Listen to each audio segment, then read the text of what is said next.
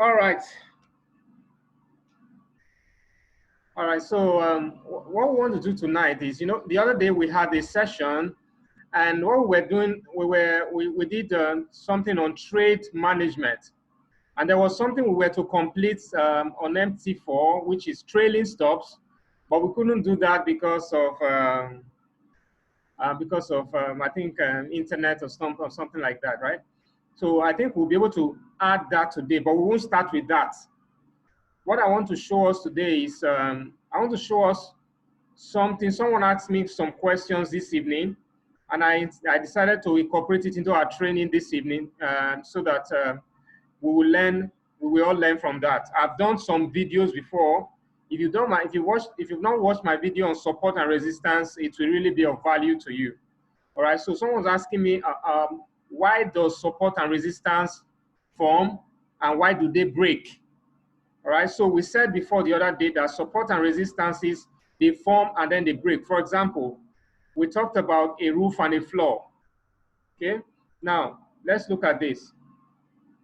So we're going to talk about why support and resistances form, why they break, and then and all that. Then we'll also talk about something around trade management, which is trailing stops. So let's see how much we can do in the time. All right, so now horizontal line. So you have this, and then you have this. So we said that a resistance is a roof. We said that a resistance is a roof equals resistance, and then we said that a support is a floor.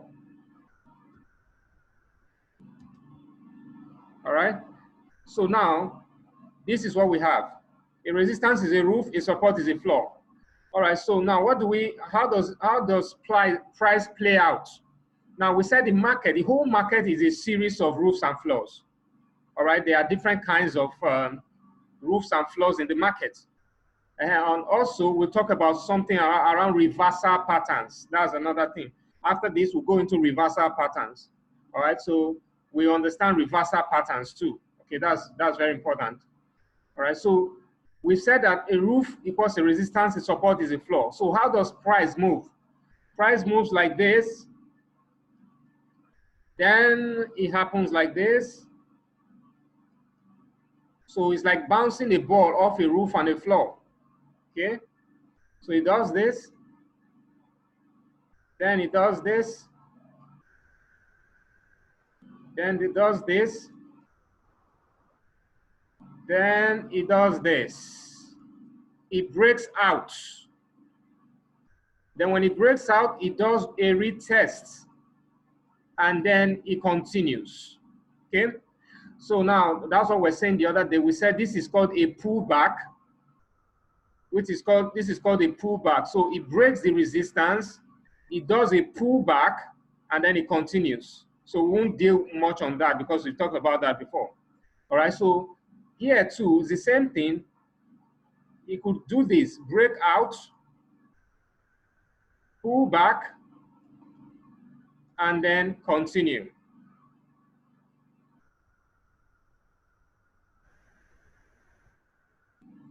So this is what we see all the time in the market, right?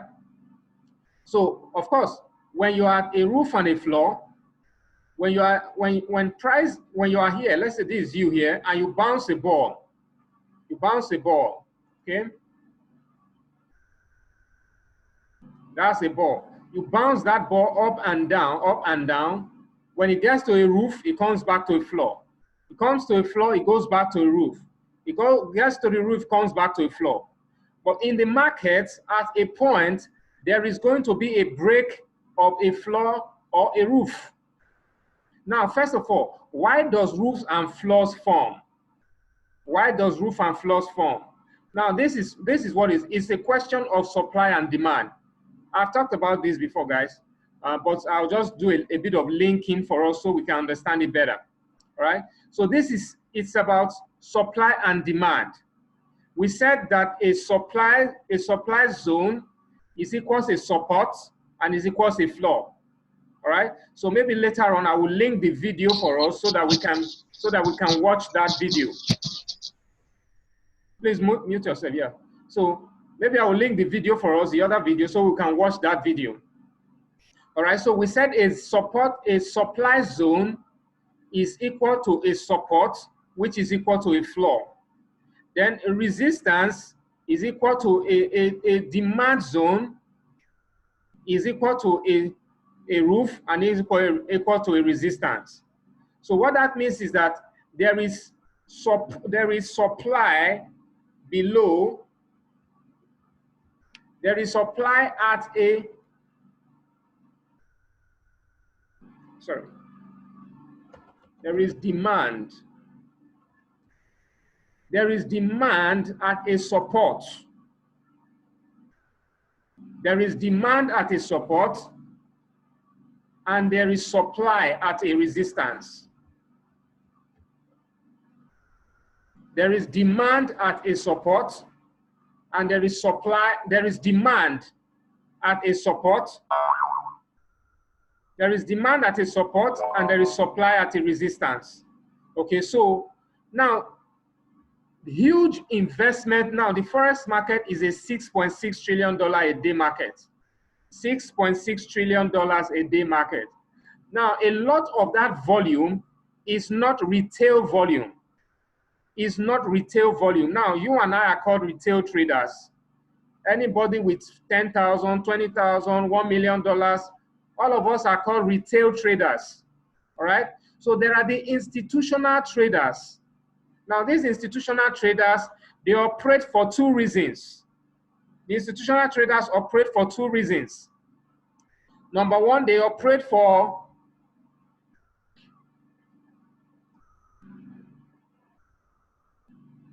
institutional traders operate for two reasons.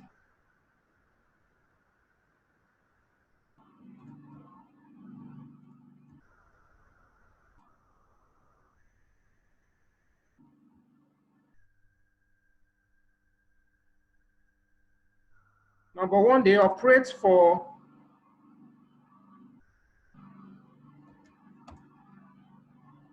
to trade funds for their commercial clients, to transact for their commercial clients, to transact for their commercial clients. Number two, for speculation.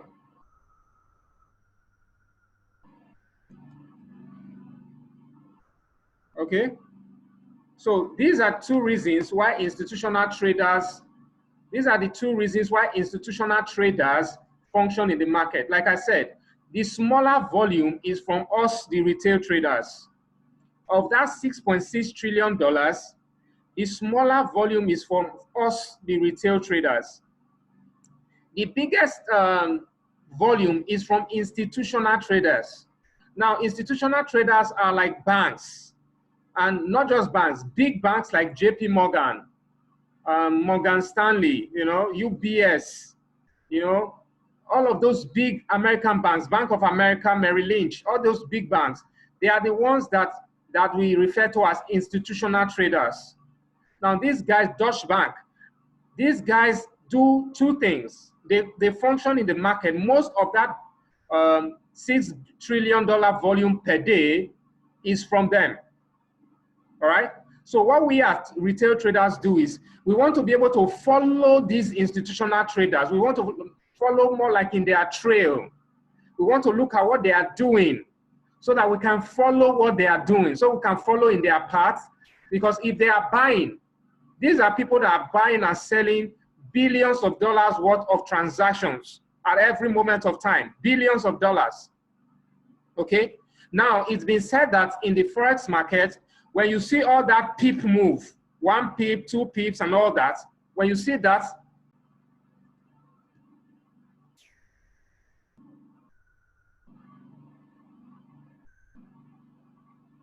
okay, you're welcome, guys. Sorry for the break in connection.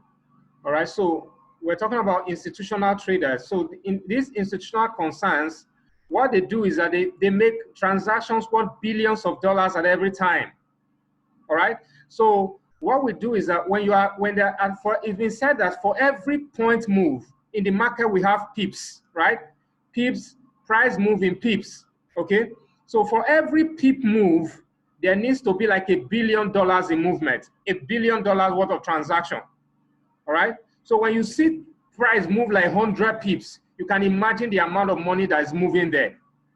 All right. So these guys are the reasons for support and resistance. They are the ones that are creating it.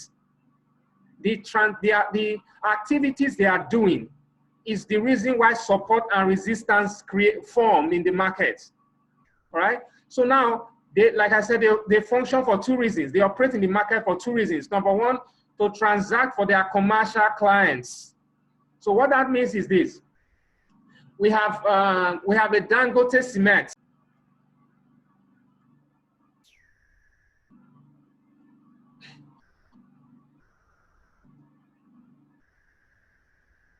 All right, so we have a Dangote Cement who contacts his bank. Dangote Cement say he banks with Bank of America, and then he contacts his bank and says, hey, I want to buy equipment from China, or I want to buy equipment from wherever, and I need $1 billion, but I have Naira. I need you to convert this Naira to dollars so I can purchase my equipment for my business, for my refinery. All right? So what happens is that these institutional banks, what they do is they go into the market and they look for points in the market where they can buy. Now they want to buy dollars for their customer, for their commercial clients, which is like Dangote Cement.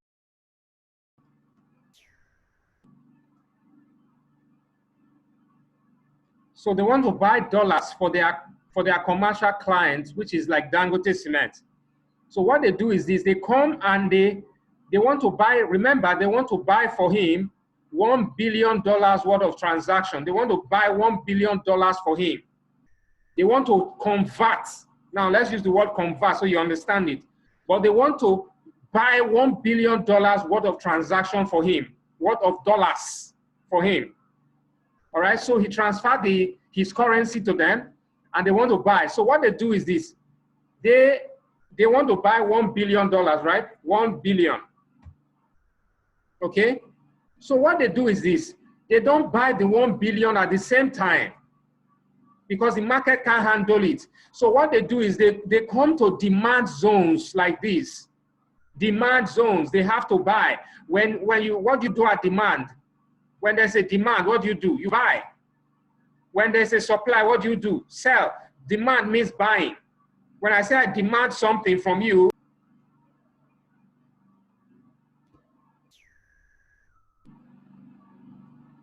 sorry for the transaction for the break, right, guys? I'm sure it's this rain or something that's causing this network to be weak tonight. All right, so what they do is they come to them, like I said, when demand means I'm ready to buy. If I'm demanding something, there's demand, it means that people are buying. If there's supply, it means that people are selling. Demand is buying, supply is selling, right? That's the reason why you are buying as support and selling as resistance. Okay? You buy at support, you sell at resistance. All right? So this is the demand zone. This is the place where they are going to buy. This is the place where they are going to buy. So they come here for this 1 billion. They can come here and place 200 million here. 200 million here. Okay. They place 200 million here. They place 300 million here.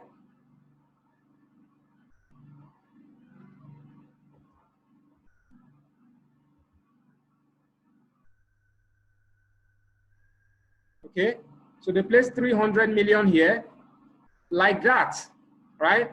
Because they are buying. So what happens is this: you will notice that when price comes to this point, in the market, price will suddenly move up.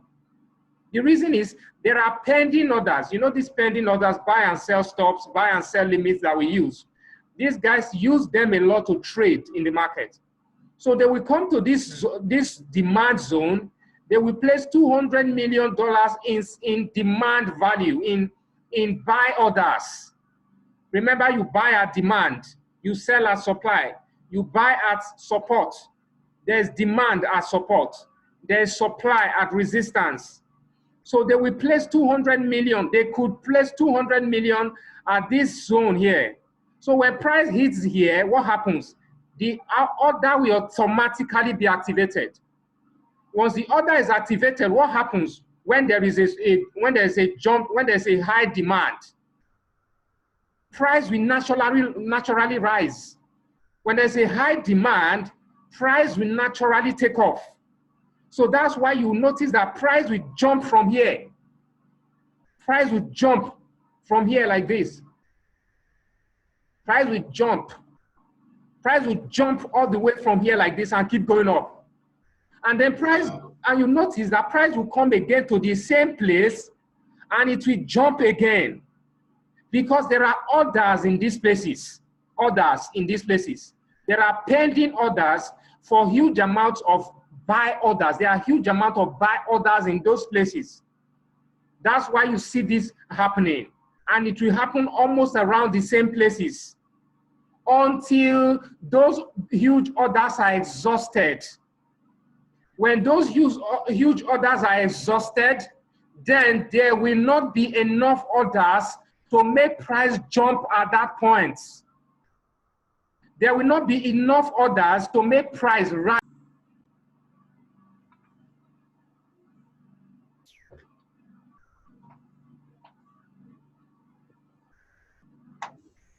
All right.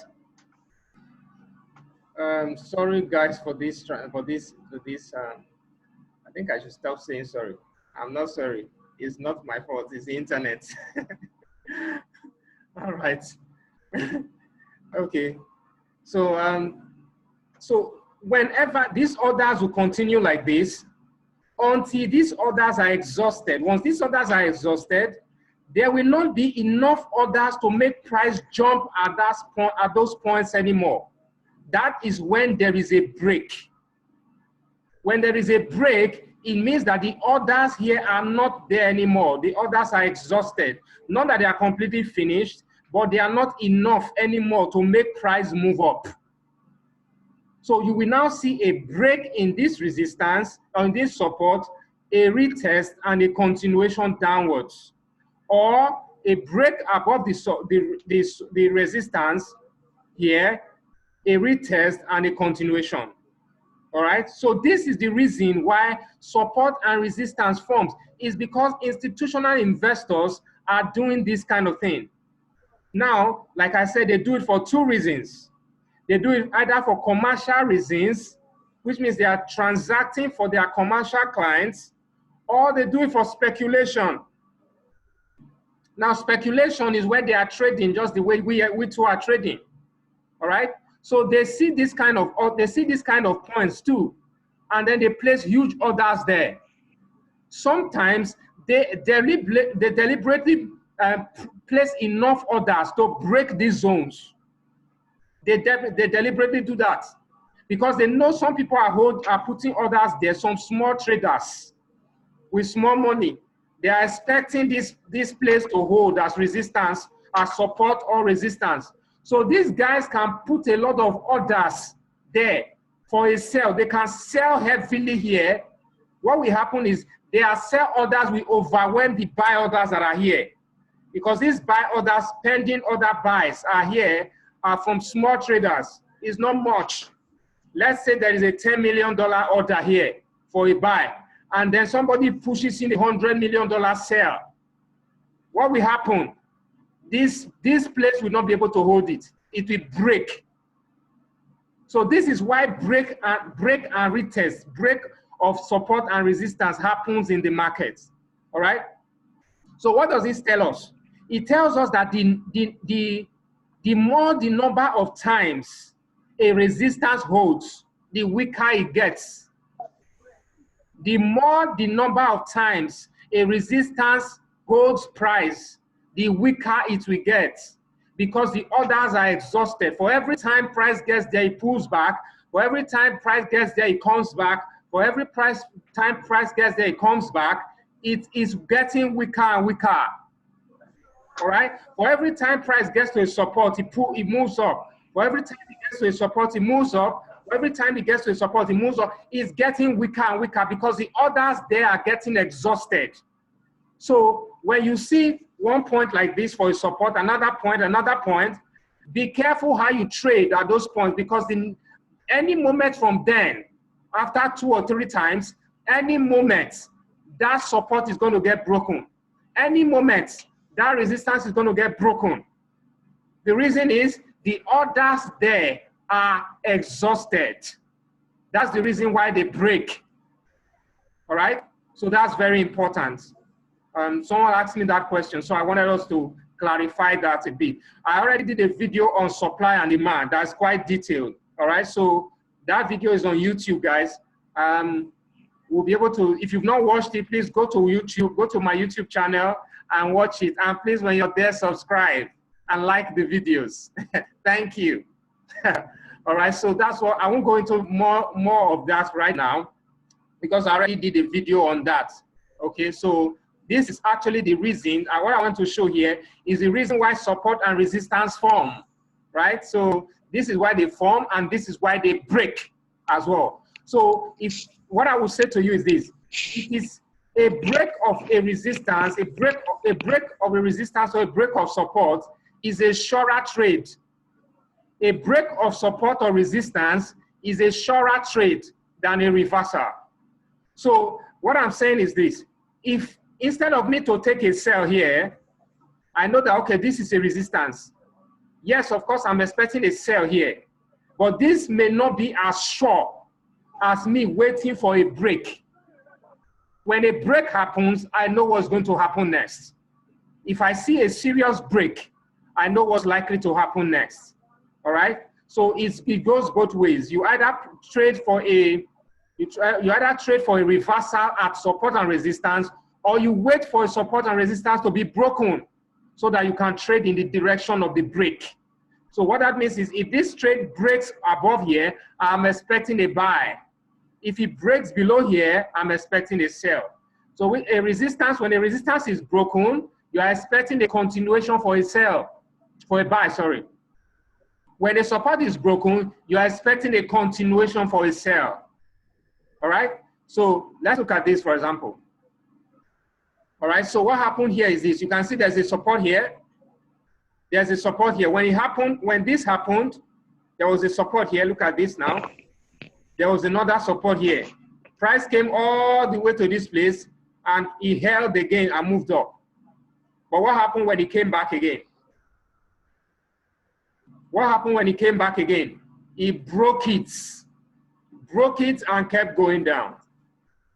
So that's what happens most of the time, right? But then, how do you know whether resistance is going to hold or is going to break? How do you make double sure? How do you make double sure that a support or resistance is going to be broken? How do you know? How do you make double sure of that? All right. So guys, Zoom is telling me that this is going to end now. So what I will do is I will end this session now and save the video. Then I'll come back again and continue the next session so I can explain that properly. All right, guys. We'll be back in maybe in 5 minutes or less. Thank you.